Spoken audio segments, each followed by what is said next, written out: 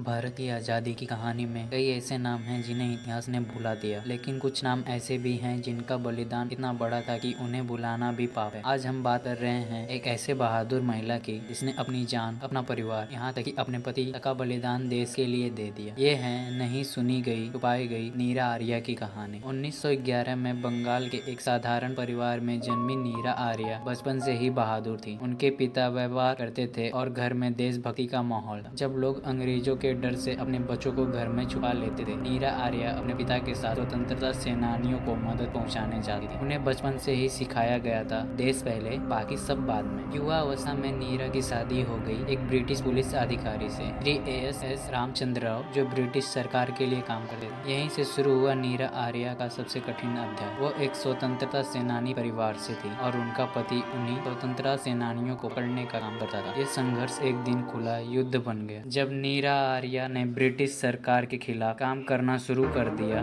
जब नेताजी सुभाष चंद्र बोस ने आजाद हिंद फौज बनाई तो नीरा आर्या बिना एक पल सोचे उनकी सेना में शामिल हो गई। वो रानी झांसी रेजिमेंट की सबसे साहसी महिला सैनिकों में से एक बनी। नेताजी ने उन्हें इंटेलिजेंस ड्यूटी पर रखा, यानी ब्रिटिश सेना की जानकारी इकट्ठा करना और देश संदेश पहुंचाना। उनका कोड नेम था नीरा और असल में वो थी एक खामोश तूफान। नीरा का पति रामचंद्र राव नेताजी और आजाद हिंद फौज को पकड़ने की कोशिश कर रहा था। जब नीरा को पता चला कि वो नेताजी को मारना चाहता है, उन्होंने वो फैसला लिया जिसे कोई पत्नी सोच भी नहीं सकी। उन्होंने अपने पति को रोकने के लिए उनकी हत्या कर दी। उनके लिए देश रिश्तों से भी ऊपर था। ये बलिदान इतिहास के सबसे दर्दनाक और सबसे बहादुर फैसलों में गिना जाता है। नीरा आर्या को ब्रिटिश पुलिस ने गिरफ्तार कर लिया और फिर शुरू हुआ अत्याचारों का सिलसिला। उन्हें भूखा रखा गया, कोड़ों में मारा गया, बिजली से झटके दिए गए, यहाँ तक कि उनके नाखून तक उखाड़ गए। लेकिन पूछताछ करने वाले एक बात कभी नहीं भूले थे। नीरा आर्या ने कभी एक शब्द भी नहीं बताया, ना आईएनए के बारे में, ना नेताजी के बारे में, ना किसी गुप्त जानकारी के बारे में। उनकी चुप्पी ही ब्रिटिश साम्राज्य की सबसे बड़ी हार थी। भारत आजाद हुआ, लेकिन नीरा आर्या को वो सम्मान नहीं मिला जिसके वो योग्य थी। ना कोई सरकारी सम्मान, ना कोई पेंशन, ना कोई सहायता। वो फूल बेचकर गुजारा करती रही। कुछ दिन सिलाई का काम भी किया। जिस महिला ने देश के लिए सब कुछ खो दिया, उसे अपना पेट भरने के लिए सड़कों पर बैठना पड़ा। ये आजादी के इतिहास का सबसे दुखद अध्याय है। आज भी स्कूल की किताबों में उनका नाम नहीं है, सरकारी भाषणों में उनकी कहानी नहीं सुनाई जाती, लेकिन भारत के लाखों लोग अभी भी उन्हें भारत की वीरांगना मानते हैं। वो एक सैनिक थी, एक जासूस थी, एक क्रांतिकारी थी और सबसे बढ़कर एक